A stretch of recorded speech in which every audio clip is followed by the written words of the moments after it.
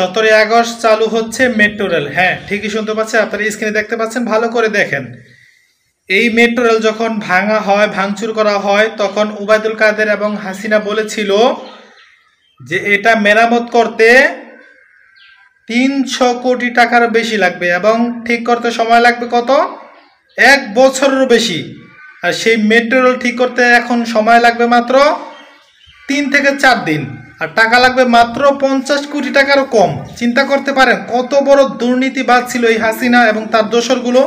মানে কল্পনাও করা যায় না একটা মানুষ কতটা মানে জুলুমবাজ হলে পরে এই পরিমাণই করতে পারে। চিন্তা করতে পারেন, দেখেন তো, কই 50 কোটি টাকা, কই 300 কোটি টাকা। চিন্তা করতে পারেন, কল্পনা করা যায়, কই 1 বছর আর কই 3-4 দিন।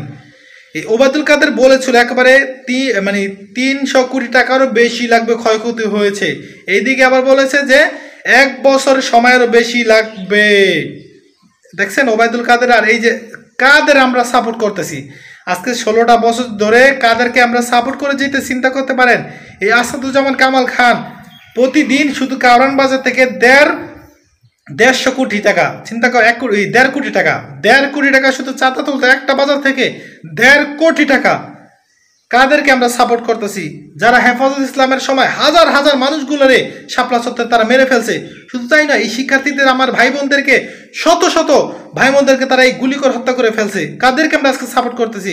সাগর রুনি, তারপরে পিলখানা হত্যার সময় আরো শত শত মানুষ তাদেরকে গুম করে ফেলছে এই হাসিনা এবং তার দোসরগুলো। চিন্তা করতে পারেন, তাদেরকে আজকে আমরা সাপোর্ট করি, বড় বড় গলায় কথা বলি। এটা পদ্মা সেতু দেখাইতেছে, আরে বেটা পদ্মা সেতু দেখি, পদ্মা সেতুর 250টা পদ্মা সেতুর টাকা তারা পাচার করে নিয়ে গেছে, সেই পাচারের কথাটা কেন তারা বলস না?